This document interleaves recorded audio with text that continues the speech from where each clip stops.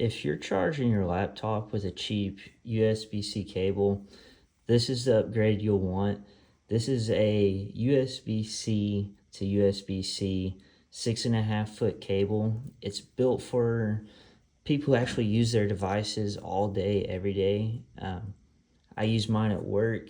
I have a MacBook that I use it for.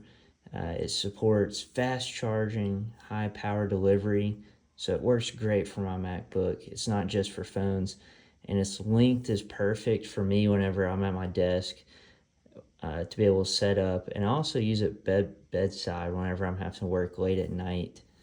It's braided flexibility, so it's reinforced. The connectors don't fray or get bad over time, it doesn't look like.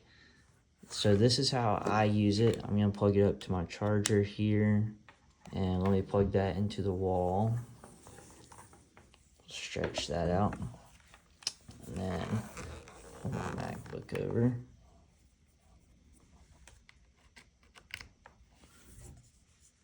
Just like that. I think it has a super clean design. It's reliable. This cable definitely feels premium. I know whenever I use this cable that I can rely on it to charge my everyday use.